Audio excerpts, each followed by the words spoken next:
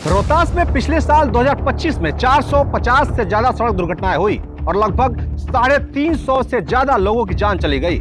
और इस साल 2026 में अभी 6 महीने हुए हैं और ये आंकड़ा 200 के पार पहुंच गया है। यानी हर दिन लगभग 1 से ज्यादा परिवार उजड़ रहे हैं। और सबसे गंभीर बात कि जिले की सिवियरिटी रेट यानी दुर्घटना होने के बाद मौत की संभावना 80% तक पहुंच रही है। मतलब यदि हादसा हुआ तो बचने की संभावना बेहद ही कम है।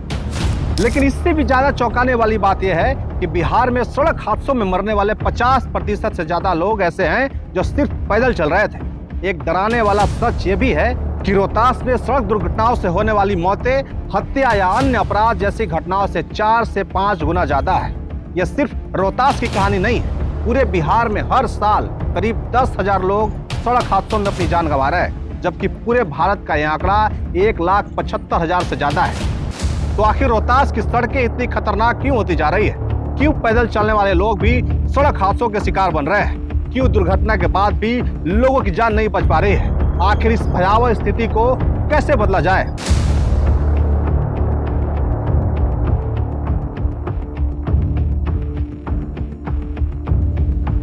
यदि आप सोच रहे हैं कि सड़क दुर्घटनाओं में सबसे बड़े शिकार बाइक सवार या कार चालक होते हैं तो शायद आप गलत हैं। हकीकत यह है कि सड़क पर सबसे ज्यादा खतरे में वो व्यक्ति है जो पैदल चल रहा है, वो बच्चा है जो स्कूल जा रहा है, वो महिला है जो बाजार से घर लौट रही है, वो बुजुर्ग है जो सड़क पार कर रहा है। कई जगहों पर फुटपाथ नहीं है और जहाँ है वहाँ अतिक्रमण है। लोगों को मजबूरी में सड़क पर चलना पड़ता है और तेज रफ्तार वाले वाहन बिल्कुल करीब से गुजरते हैं। सवाल यह है कि क्या हमारी सड़कें सिर्फ गाड़ियों के लिए हैं या उनके लिए भी है जो पैदल चलकर अपनी मंजिल तक पहुंचना चाहते हैं? दुर्घटनाएं केवल रोहतास में नहीं हो रही हैं, लेकिन रोहतास को चिंताजनक बनाता है यहाँ का ऊंचा सेवियरिटी रेट, मतलब दुर्घटना होने के बाद मौत की संभावना। इसके पीछे कई कारण हो सकते हैं। तेज रफ्तार, गलत दिशा में वाहन चलाना, ओवरटेकिंग, जल्दबाजी, हेलमेट या सीट बेल्ट की अनदेखी और कई बार दुर्घटना के समय पर इलाज का न मिल पाना। यानी हादसा केवल सड़क पर नहीं होता है, उसके बाद होने वाली देरी भी मौत का कारण बन सकता है। यदि रोहतास की बात करें तो यह भी सच है कि कई स्थानों पर सड़क सुरक्षा से जुड़ी कई कमियां मौजूद है। कहीं सड़क के किनारे बालू जमा है, कहीं सड़क पर संकेतक नहीं है, कहीं डिवाइडर पर रिफ्लेक्टर या रेडियम नहीं लगे हैं। कई दुर्घटना संभावित स्थानों पर चेतावनी या संकेतों की कमी दिखाई देती है। नो एंट्री, ओवरलोड की समस्या है। निश्चित रूप से इन कमियों को दूर करना प्रशासन और संबंधित विभाग की जिम्मेवारी है। लेकिन क्या सिर्फ सड़कें और प्रशासन ही जिम्मेवार हैं?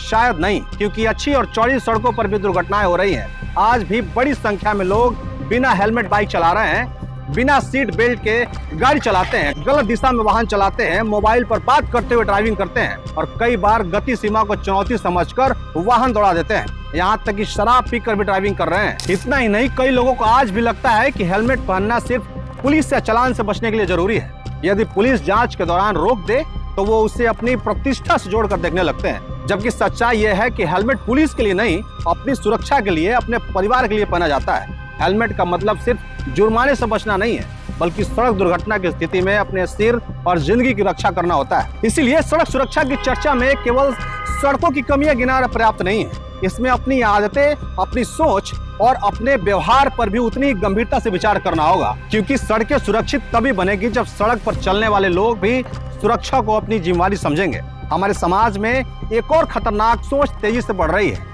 कई माता पिता गर्व से बताते हैं कि उनका बेटा अभी से ही बाइक चला लेता है। कुछ लोग उसे होशियारी मानते हैं, कुछ लोग इसे नए जमाना का लड़का कहते हैं। लेकिन सबसे बड़ी चूक यही है, क्योंकि वाहन चलाना केवल गाड़ी संभालना नहीं है, यह जिम्मेदारी और धैर्य, निर्णय क्षमता की भी मांग करता है। कम उम्र में बच्चों को बाइक या कार देना, कार की चाबी देना कई बार उन्हें खतरे के हवाले कर देने जैसा होता है। जो भी माता पिता प्यार में ऐसा करते हैं, उन्हें यह समझना होगा कि सड़क पर एक छोटी सी गलती जिंदगी भर का दर्द बन सकता है।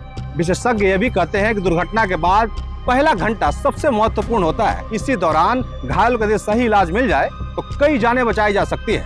लेकिन असल तस्वीर ऐसी नहीं है। घायल सड़क पर पड़ा रहता है और आसपास लोग तमाशाबीन हो जाते हैं। कई लोग वीडियो बनाने लगते हैं, कुछ लोग बहस करने लगते हैं और कई बार तो वाहन चालक के साथ मारपीट शुरू हो जाती है।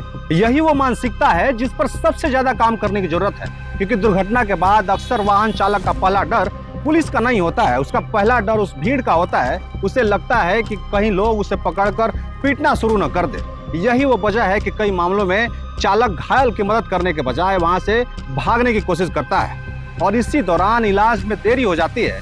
दोस्तों, हमें ये सोचना होगा कि सड़क दुर्घटना के बाद सबसे पहली जिम्मेदारी घायल को अस्पताल पहुंचाने की है।